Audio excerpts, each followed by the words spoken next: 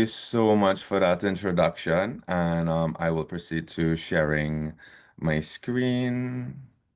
So we will begin today with my segment here with public sector governance, leveraging AI for transparent leadership. We've heard about that introduction with Trixie there, how misaligned AI goals can be and how humans could probably misuse AI, but I would say it's a 50-50, because the humans are training the AI and we look at the human in the loop value. And today we look at the public sector, and I am coming from years of experience with government leadership. And let's unlock the potential of AI and see how innovation can transform the public sector. So the discussion today, I will have three arms: global trends in AI governance, because that's how we shape our policy, and as global regulatory evaluator and monitoring of these things, it transforms how we transpose our jurisdiction, transparency and ethical leadership in government, risk, trust, and regulation. So the introduction today, generative AI governance and trust. And the era, we all are familiar with ChatGPT, Gemini, all these big tech sort of tools, right? These breakthroughs. And public sector leaders face somewhat uncertainty in how to apply these into the public sector, how to harness the AI's potential while ensuring transparency, accountability, trust, while mitigating risks, because all these things could lead to the risks that AI can personally give. And governments around the world are embracing AI. Presently, I'm in Canada and I have evaluated how they are transposing policy and using AI within the government to transform service delivery and decision making. But with opportunities come risks, and from algorithmic bias to public skepticism. And we want to win the public trust because we are the public sector. Transparent leadership is key to bridging this gap, ensuring that AI adoption enhances accountability and ethical standards. Ethics are a big arm of AI governance, rather than undermining them. So we look at we design a value chain here. And just to give you, like, how do we earn public trust when we talk about the public sector? And, how do we get these values to build up to this outcome of public trust? We have strategies and principles, capacity and data readiness, deployment and implementation, oversight and compliance. Data readiness and data protection is a big part of the value chain to ensure data quality and infrastructure. And in going forward with the value chain, from in exploring how this value chain really operates, I start with the global trends in AI governance. Around the world, AI governance best practices emphasizing core principles, and I would have mentioned some of them before, which is fairness, transparency, accountability, ethics, and risk mitigation. And these major initiatives come from multilateral organizations that have been working parallel with. And the NIST framework is one of the National Institute of Standards. This is in the USA. They have a risk framework that they had designed a couple of years ago. ISO has standards. The OECD has the AI principles. And the EU, the European Union AI Act, is one of the notable, noteworthy, profound laws that was created. And these reinforce the values, ensuring that AI systems are developed and used responsibly. We are the Corporate Governance Institute, and the UK Corporate Governance Code 2024 and from the Financial Reporting Council guidance explicitly urges boards to consider whether controls over emerging technologies like AI are material. So is it significant enough to warrant monitoring and reporting? And in Canada, as I said, I'm operating in Canada for these days, introduced a directive on automated decision making, right? And this mandates algorithmic impact assessments. This was published, they published this assessment tool to help the public sector understand and guide on the use of generative AI. And they even have a strategy for federal public service. And this strategy shows how the public service can move forward, guiding them. So these are the sort of foundation that the trends we're seeing in AI governance that you need in the public sector. And why I carry you through this journey of trends in AI governance is that when I worked in drafting law at the Ministry of the Attorney General, we use best practices from Commonwealth countries, Canada being a Commonwealth. When we were drafting the cybercrime legislation at that point in time and amending the Computer Misuse Use Act. These are the sort of things we looked at. We looked at Singapore, we looked at Canada, we looked at Australia, and we used their best practices and adopt it to the Caribbean perspective and to Trinidad and Tobago's perspective and how we could really bring it home. Canada, continuing with Canada, set up a government-wide AI governance structure, including an AI ethics review board. Something that we could, as we know in Trinidad and Tobago, we have the Ministry of Public Administration and Artificial Intelligence. Something that we could implement there for the government on a statewide basis to guide responsible AI use and vet high-impact projects at key stages. Canada embraces the idea of iterative governance. This is like iterative governance is the feedback loop where you have the balance and checks and continuously monitor what is happening with your AI within the public sector and the use of AI. At DMS, we provide AI strategy that commits to regular reviews and updates. So in final, with the global trends, coming back to the OECD AI principles, they and the G7 toolkit for artificial intelligence, these are the sort of things we incorporate from the best practices for the public sector, which stresses again the values, transparency, accountability, technical robustness, and human-centric values. You see the human-centric values, that is one of the keys to having accountable AI, responsible AI, and AI governance. That human in the loop value as well. The EU AI Act regulates AI by risk, and it bans the most harmful uses and demand higher transparency. AI systems, transparency and oversight are becoming non-negotiable in governance. And again, the European Union AI Act is one of the biggest values in legislative reforms and regulations in the world right now. And around the world, the governance of AI is now at a board level and cabinet level concern. And this is what I'm seeing in different jurisdictions. And here at DMS, Dynamic Management Services, we adopt these global practices with regulation and clear principles, which provides the continuous risk assessment. This is how you mitigate risk. It's continuous because AI is rapidly transforming. And with our public sector, we have sensitive information, sensitive products that we handle. And at a board level, you have a responsibility even greater to make sure that risk is mitigated. And this stakeholder engagement that we have is embedding trust into the AI usage. Public sector leaders can internalize this framework that we've designed because governance isn't just about compliance. Because if we think about compliance in the Caribbean, there is some data protection law, but the AI law is not there yet. So we think about compliance in adopting what is out there already and about creating the trust from what this best practice and the law is existing out there to create the transparency and accountability while mitigating risk. Mitigating risk will be one of the themes that will continue throughout this presentation. So now on my second part of this, heading into transparency and ethical leadership in government. So when deployed safely, AI can actually enhance transparency. So, we tend to think about AI in this sort of, it can cause harm, but we can leverage it just like when we begin.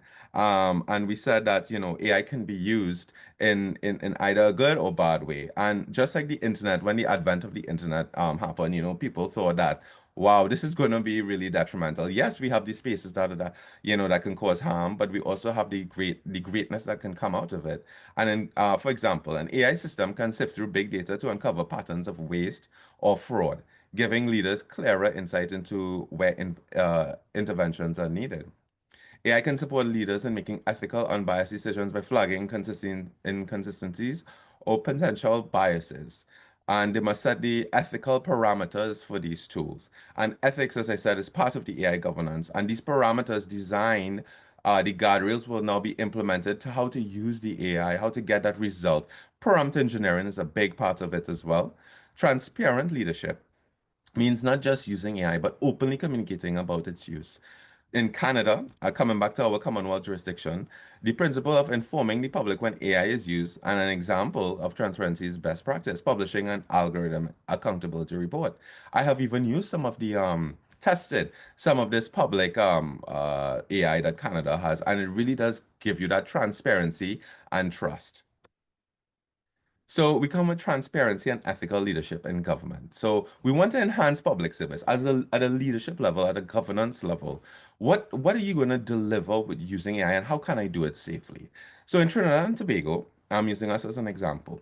The country can aim for food security, thereby reducing the need to utilize Forex for the importation of food. We can get this going in our economy. So consider a generative AI system that helps farmers find in the Ministry of Agriculture, find the right grants and programs from a huge database of services. It doesn't just give quick answers, it's backed by a publicly available platform. Listen to those programs. These farmers can access these readily available programs and apply for them through this sort of communication channel.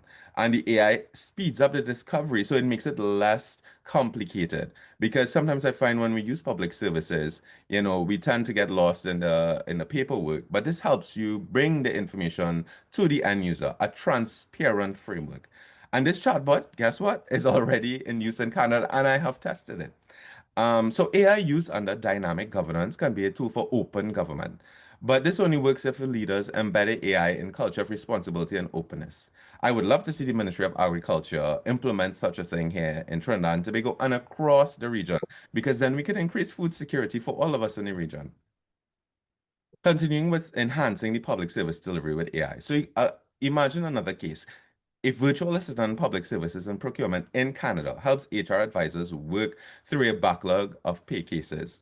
It's a thorny issue in HR. I have had my fair share of HR as well, and by automating routine data gathering, it freed the free the advisors in HR to focus on resolving complex pay problems. And the thing with getting to this point of having public services use AI, it definitely have to work on the data protection aspect. So when government services improve, all our lives improve. Going to access data and getting something quickly, it just makes you happier. AI augments, not completely replacing the human element, it augments it. The technology handles speed and complexity. And transparent leadership requires communicating this, right? Balance clearly to the public. So you have to communicate what you're doing and how you're creating and building this trust of the public to make them. Because I remember when customers of credit cards, they had a tap feature where you can easily tap and make payments. They were so worried that money will be lost through the credit card because they're tapping and they don't know if the money is just somebody's going to walk by them and tap and take the money away. So this is something that the government has to communicate to show that you can trust the system. And here, DMS, this is the sort of thing that we do with our expertise and getting that right communication about responsibility of AI and how the public service is delivering this, right? So we go into risks, trust, and regulation. So this is the AI trust matrix that we have here at DMS. And we today, that is in the stakeholder groups, citizens, public servers, leaders and oversight bodies, regulators and oversight bodies. We are dealing with public servants and leaders and oversight bodies here. And of course, we focus on how the trust matrix go across from the reporting for public servants, define obligations, impartial algorithms, if we're deploying it within the departments, risk mitigation. I have GDPR there. GDPR, the General Data Protection Regulations. This is a form of risk mitigation, is having data protection within the framework of AI governance and effective support. This is under the arm of human centricity. And this is the sort of thing that public servants need to have continuously. And this is the sort of things that we provide. And leaders and oversight bodies. So we're at a governance level. What do they need to know about this sort of implementing of AI and generative AI, how they can be safely managed, the auditability, continuing to understand and audit the AI to find out that if it's going well, it's not producing errors, it's not biased. This is sort of iterative governance that we need as well. Clear rules and escalation paths. Having those clear rules and knowing who should do what, who's responsible, where the fiduciary duties land, the duty of care that's owed, these sort of roles and the level and the hierarchy of structure and roles is something that we have to always consider. Stakeholder input, always public consultation, and within the ministries that we would have done so many times, consult with other ministries as well to find out what works best for the public service. Risk mitigation, very big for privacy and security, and not only risk mitigation with data protection, cyber security. We would have known in Trinidad and Tobago there would have been some cyber attacks And then AI could also prevent cyber attacks, but that's another discussion.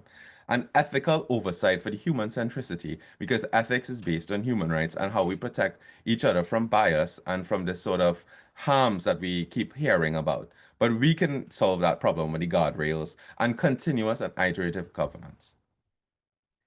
So when we talk about trust from that leading on from that matrix, AI promises great benefits. It really does. It really does. And public sector leaders must be vigilant about the risk because we want to have more benefits, less risk, right? That's the dream. Earning and keeping public trust requires anticipating these challenges and showing a robust response. And I understand when we were drafting cybercrime legislation, you can't anticipate everything. However, you can have certain mechanisms that will prevent sort of these things of happening. AI often deals with sensitive personal data, coming back to data protection. Remember, as the public sector, like the Ministry of Legal Affairs, for example, where I was, they hold a great inventory of data. And you want to know that my birth certificate is safe if a AI is going to read it. Risk include data breaches, AI generated misinformation. We want to make sure that there's no misinformation coming out from our public sector. Good AI governance requires strict data governance. Again, coming back to that data governance aspect. If public servants or leaders lean too heavily on AI, without maintaining their own skills and judgment, there's a risk of automation complacency. So you don't want to have to, what is automation complacency? You don't want AI to be an oracle here, as I said, you want it to be a tool. And this creates trust. You're not heavily relying on the technology.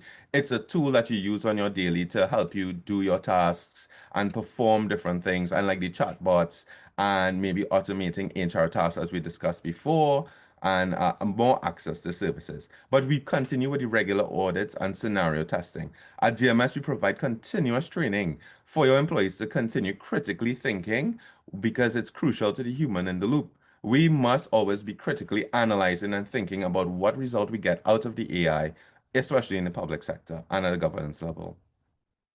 Continuing with trust, leaders should not outsource responsibility to AI.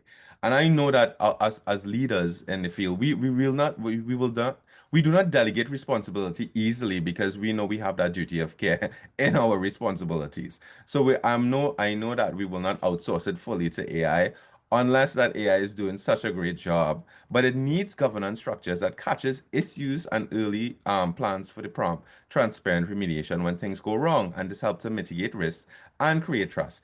This might include having an appeals process for AI-driven decisions, but that's when we get to that level of implementing AI and having that citizen create the trust for an AI decision made on behalf of them. Part of AI governance is ensuring strong communication. Let me tell you, it's very effective when you have strong communication, how far that will work for you. Channels so citizens can verify what is real because you know content tends to be put out there that is not real and it has to be watermark and you have to debunk fakes information that's coming out there and you have to reinforce this trust by having official sources of that. We have this team at DMS that is strategically does this AI communication to help you leverage that. Building literacy and trust. This is part of the European Union AI Act, the AI literacy.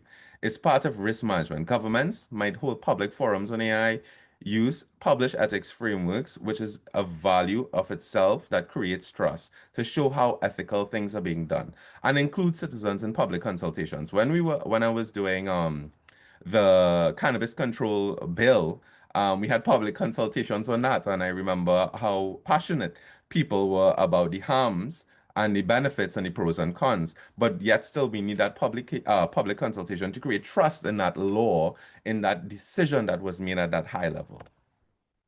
So regulation, because we're talking about risk, trust, and regulation. When we talk about regulation in the Caribbean, we may not have regulation. It's prudent that AI governance be implemented based on regulation precedents. So while we do not have regulation yet and we're working towards it, we can use what is set before the precedent that exists to build our strategy, to build our policy. Looking at how it operates, this is what we did with cybercrime as well.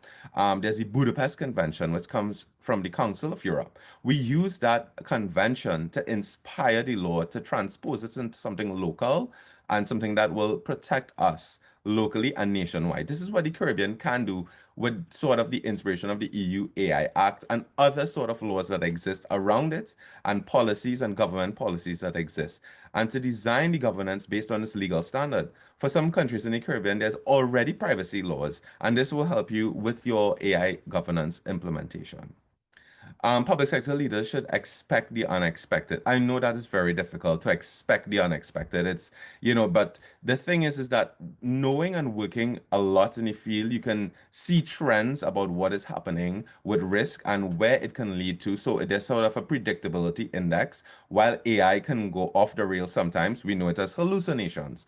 But that is where we design the human in the loop element, where you keep double checking and triple checking what it is. It doesn't slow you down, but it just makes sure that your end result is safe.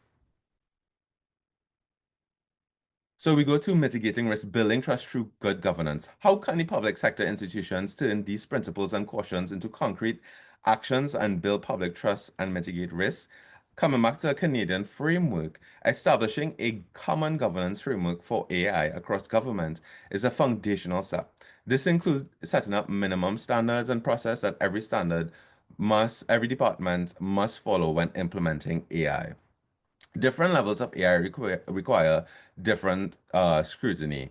A chatbot for tourism info isn't the same as AI approving a loan application. So what is happening in an AI loan application, and well, if at a bank level, if you're in the bank, or at a tourism level, the things are more sensitive on the balance of it.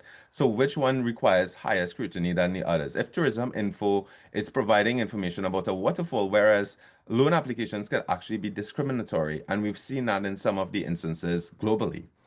A tiered model like Canada's algorithm impact assessment can ensure that higher risk systems undergo rigorous evaluation. This is something that you can implement to have that safety and mitigate risk within your frameworks. So regulatory alignment to mitigate risk. And I know one of my themes here is data protection, but it is of essential value to AI governance. Updating data protection and freedom of information laws. And we will get to that point in the public sector with the freedom of information. I've done a lot of freedom of information requests, handling that request. So I understand when a decision is being made by an algorithm, you need to understand why the public sector, if they're using the algorithm to make a decision, and you have a of information request, how that works, right? Because the law doesn't cater for that right now. But setting rules for acceptable AI use tends to bridge that gap. So good governance is only as effective as the people implementing it. Invest in AI literacy and ethics training. This is something that the public sector needs to do for the leaders and the staff. And then at a leader level, at least you can understand what to expect if you do it at a leader level, with the permanent secretaries, heads of departments, and to understand what they can do. And the permanent secretary or agency head should understand at a high level how AI works, the benefits and the limits, and to how to sensitize the team, right? And this is also a requirement of the European Union AI Act. You would see from there that we can use that sort of inspiration from law to build our strategy, to build our policy, and eventually get to law. Aligning procurement rules to ensure vendors provide transparency, features, and ethical safeguards in AI products. That procurement of AI is that transparency will help with mitigating risk. In terms of Trinidad and Tobago, I have created an artificial intelligence bill for Trinidad and Tobago, a proposed one I created on my own. And having such of a national homegrown legislative approach can provide clear rules and confidence for the both public agency and private sector innovators. Because then at a leader level, you can understand with someone creating legislation or policies that understands what the ministry needs, understand what the country needs, understand what is happening globally, and it governs it wisely. And this is the sort of things that we tend to do here. So continuing with this same theme, so with DMS, we develop an AI ethics framework to build this public trust, the risk mitigation policy, and strategic plan for the public and private sectors. A suite of products that can really set forth the values and principles that all AI should adhere to. Respecting human rights, a big thing around the world with the G7 principles, the UNESCO principles, all of these principles tend to be based on ethics based on human rights, transparency, maintaining human accountability, ensuring inclusivity. Governance shouldn't stop at launch. Governance is a continuous work. It's not that you implement it today and tomorrow you move on. It's that you have to continue periodic audits of AI systems, and it requires reporting of incidents, near misses. Boards should get regular updates on AI performance, just as they do for financials, because this is how you prevent and mitigate those risks. So you need continuous updates on AI. And the thing is, you may think that you don't need to do this now, but yes, you do, because then chances are someone is already using AI within the organization if you don't set those policies. So, designing this iterative feedback for companies to continuously provide organizations with the tools to keep updated. You need governance is about keeping AI governance and mitigating risk. And at that level of functioning, at a governance level, you need to be continuously updated. You need to be, or just with cybersecurity, if your cybersecurity software is not updated and have patches, you will be at risk for an attack. So with these governance measures, public sector leaders can confidently leverage AI innovations while upholding the public trust and institutions' integrity. Mitigating AI risk and building trust is an active and ongoing process. It involves robust frameworks, clear accountability, continuous adaptation. Continuous adaptation. You really need that. I've seen it a lot. And a commitment to transparency at every step because you're dealing with the public. So, coming down to leading into the future, AI for the future and transparency and trust. How do we see the outlook now? AI in the public sector is not just a technical endeavor, it's a governance journey. And reaching your destination of full governance and coverage. The success of AI initiatives will depend less on algorithms and more on leadership, because we're at a leadership level surrounding them. Permanent secretaries and board members must champion both innovation and accountability. So this raises the questions, right? What questions then, that you have to ask at this level, right? You're a leader, you're in the public, you're in corporate governance. Is this AI necessary and beneficial? How do we know it's fair? How do you know it's fair? How will we explain it to the public? Or how do I explain it to my board? Or how do I explain it to my stakeholders? Do we have the skills and oversight to control it? And control, not meaning necessarily to stop it at every single point, because then that takes manpower to control it, but having the necessary guardrails and oversight. And at DMS, we have the answers to these questions. In the corporate world, we often speak of governance driving investor confidence. In the public sector, good governance drives public confidence, which is no less important. Countries and governance that master transparent, trustworthy AI use will not only deliver better services, they will enjoy stronger public buy-in for future reforms. And once you earn the public trust, because trust is very fragile, and you need this sort of trust for AI because there's a lot of skepticism on the technology. And to have this a leader saying that we want to use AI in the background, you want to make sure that that trust is there and they can trust the software.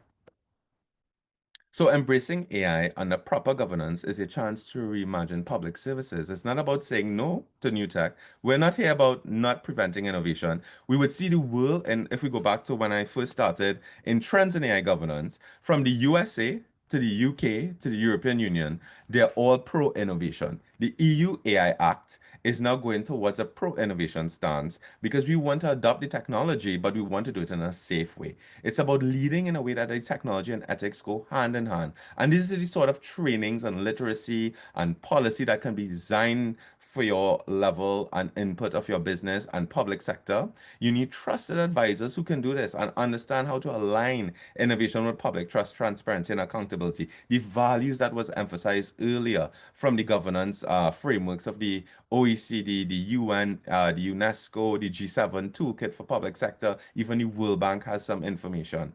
And here we have a multidisciplinary team for AI governance architects, myself leading AI governance, business and organizational strategy, change management, communication specialists. These are the kind of thing that you need as a team to provide this sort of background for your organization. So coming down to the end here, I am Javed Sajad, Manager of Artificial Intelligence Governance and Privacy at DMS. Feel free to connect with me at LinkedIn and or email me for any questions, comments, or whatever you may need. I am always here and ready and available. Thank you so much. Thank you so much, Javed. This presentation was exactly what we needed today, given the conversations that we have had over the last few days. And I found that there was excellent information that you have shared here. Um, Overall, I want to say that um we have noted in the past, and in fact, in the discussions here, that legislation really could never be fast enough to keep up with the changes, Yeah, particularly yeah. with AI now. But your presentation really gives us so much to work with, that's almost like a roadmap to getting. Yes, But yes. I do have a few questions, because there were some things that you said that I suppose you can take for granted, but for us, the question is still there. Yeah. Within the trust matrix that you shared, the Hmm. notion of impartial algorithms.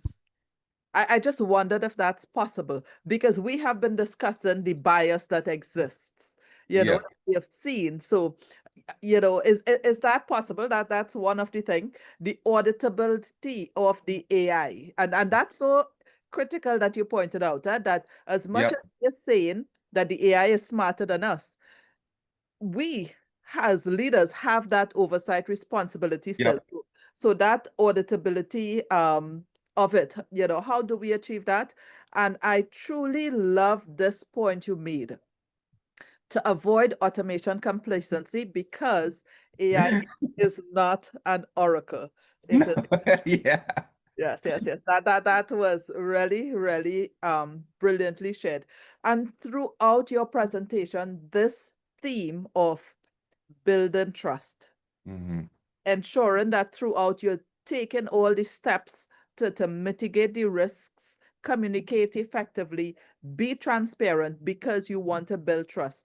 Because at the end of the day, we want exactly the picture that you have painted here first, an effective public sector that's able to use the AI to Hmm. give the best possible service, because it's exactly as you said, effective government service makes us all happy. Yeah. And yeah. Great presentation. Before you just respond to me, I want to say to our participants, if you have a question for Javed, just let us know, or you can put it in the chat as well, and I would raise it for him. Okay, so yes, go ahead. Yes. So yeah, I'm happy that you noticed some of those things. And in my trust matrix, we'll start with trust matrix with the impartial algorithm. So as I said, I'm in Canada. So recently I went to Google here in Canada. And they create so much AI right now, right? And they use a lot of algorithms, LLMs, and how do they build trust and an impartial algorithm is that having the guardrails that is necessary. Like for example, Google Veo 3, that's their new AI generating video. I had evaluated and then I saw some how they could implement guardrails that would and the human value in the loop, the designers of the technology, where they know that it shouldn't have that bias in terms of if I ask it to create a video of showing Trinidadians and it actually generates the audio that our accent is captured, our skin tones, our nuances of culture is captured. And those are the sort of things that you have to build in for the algorithm, accountability and impartiality, and to stop that sort of prejudices and biases that you have. And in terms of applying it in the public sector, if you want to have an impartial algorithm, is that the data that you upload into it and how you train it is gonna, and that sort of guardrails that you implement, and you train the human in the loop element with the social impact guardrails that we've designed. That will help with that. And coming on to the other part with auditability, um, in my years working with AI, I have seen that auditability is such a profound thing, and I'm happy that you brought it up because this auditability, like PwC, EY, why do they? And one of their functioning is auditing financial statements. Auditing has been part of human nature to make sure that we're good, the checks and balances are there. How you may ask, how do you audit AI, Javed? It's such a complicated thing, right? How you audit AI is a layered process from evaluating outcomes, evaluating what is, because you actually have to go in there and assess and make sure that things are how, just like how you would conduct an audit in terms of the steps. You do that same steps with AI, but in a way that is cultivated how to understand what the AI is doing, and you have to know what to look for. And these are the things that we're specialized in. And then coming down with auditability. So we're working our way down into building trust. All these sort of things build trust. Build trust. We need to build trust with the public sector. Because if us as a citizenry, if us coming to a service is not trusting this process, then we will not utilize the service and it will just go unmeasured, right? And we want to have this sort of creation of trust by building this. And this is how leadership, it starts as a leadership level because it's layered. So we start with our permanent secretaries, our board level members. We work our way down and then we get it down to the end user, where if everybody in the organization has that level of trust, it works its way down to the end user. And of course, trust, and I think I would have had this in my themes, is the communication, the strategic communication about this AI, about how it works. And it could be an AI is changing every day. It could be from generative to agentic. And I know you would have mentioned when we had started, maybe robots, you know? So, and it so happened that back in my day when I was in Norway, I did robot regulation because my university back then foresee that robots are going to become something that we will be concerned about, which it is going to happen. And it is happening right now in China. And it is happening through, and I know everybody knows this name, Elon Musk. So, this is the sort of things that, builds this sort of AI governance into your organization, into the public sector, because I work public sector, private sector, and yes, I have years in the public sector, but that enhances the offering for the private sector. Yes, and I'm a passionate public servant, although I haven't been working in public service for the last few years, but I'm right there with you, that Yeah. I truly believe that we need to improve service delivery in the Yes. public Yes. sector, because this is what will even ensure that our private sector works effectively. Yeah. You Yeah. see? Yeah. Yeah. So the challenge we have, Javed, is that the public sector practices, Hmm. let's just say they're late adopters. Yeah. Yeah. As the days when email was already a norm in everyday life, we still were passing paper trails through the Yeah. public service. So, And yeah. your experience in how do you get uh, the public sector to really uh, take that leap forward? Because the general concept, and this is something that you shared that I want us to repeat to. Good governance is only as good as the people implementing it. Hmm. Yeah. It's the same within the public service. Yes. Yes. So you have stressed so much the role of the leaders in Yes. in the public sector. And so public sector is late adopters. I here in Canada, I was I sat down to watch this Netflix.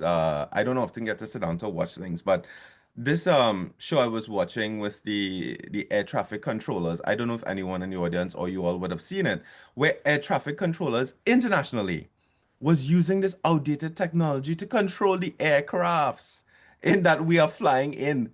And you would have seen what was happening in New Jersey, how the air traffic controllers were complaining about this outdated technology. They were still using, if I know our audience are mixed age, but I remember floppy disks. If everybody remember that, they're still using floppy disks. So don't worry, Caribbean, my fellow Caribbean nationals.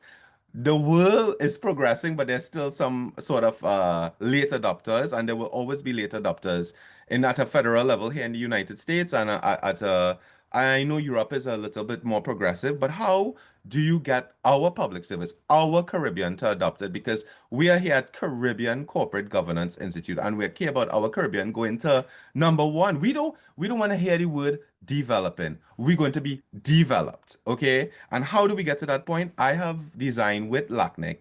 LACNIC is an institution for the Latin and American Caribbean Internet Registry. And I proposed to with other organizations, and maybe the private sector can be part of that, is to have an AI sandbox. What does that mean? And this could be for the Caribbean region. The AI sandbox invites the public sector into this environment where we understand what the AI can do for us. So the private sector can bring their software into that AI sandbox.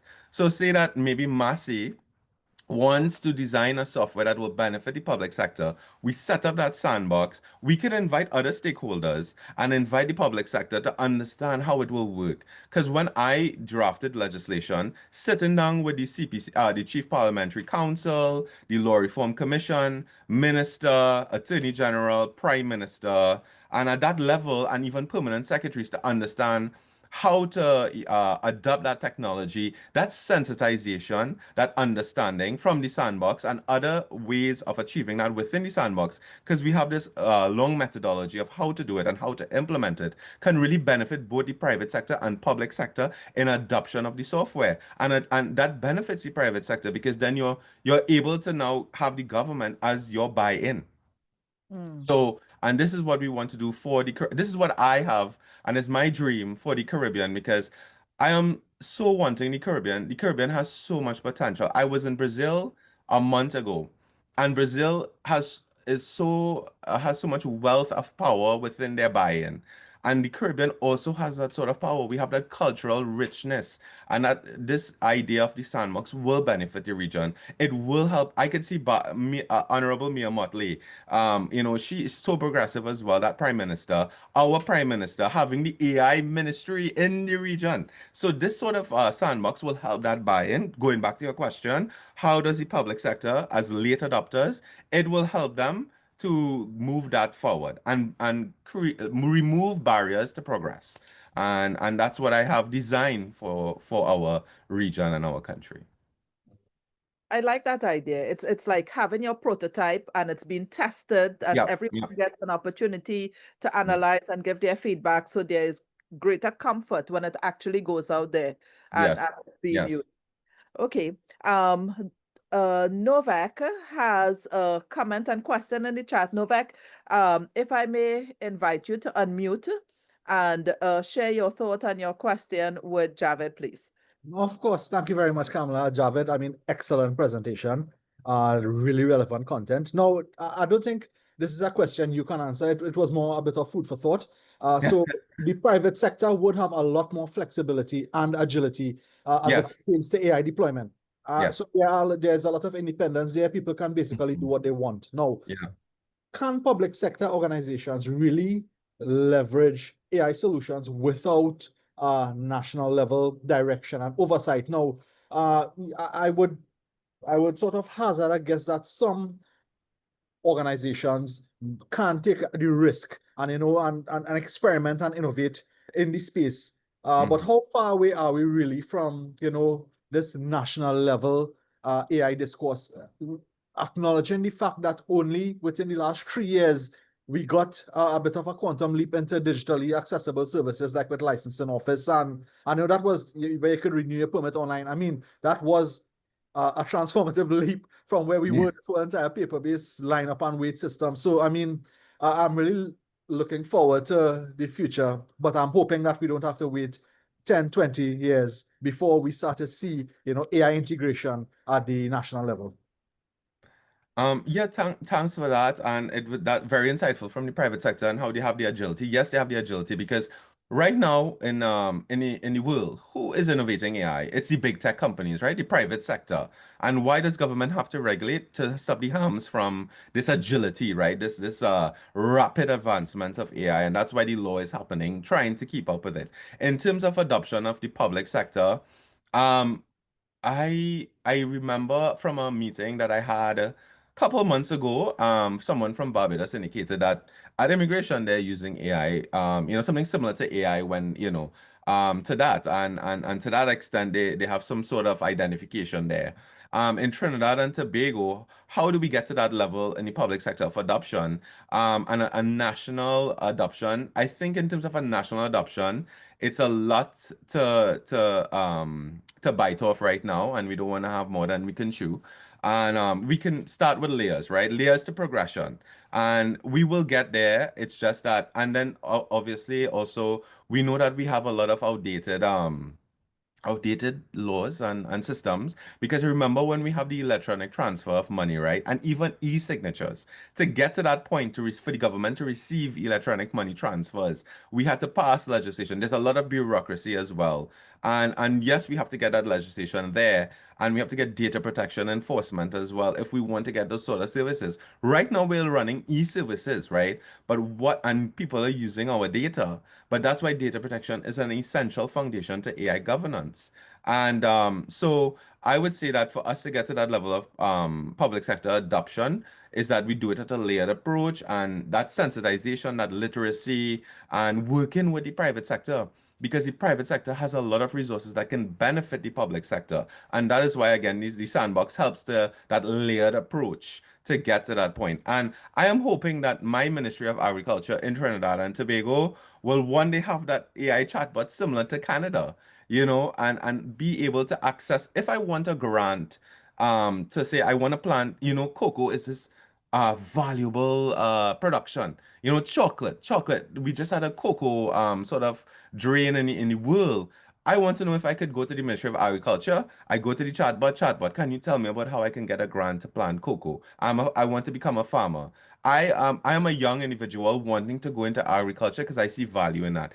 AI can enhance that delivery, and I would hope to see something like that. And there is the possibility for it to happen. And it's just how we guide the public sector, and we could get the private sector to design that software with that guardrails together with the public sector and adopt it in. So that's how we bridge the gap between private, public, and working together to achieve that development of our nation and the Caribbean.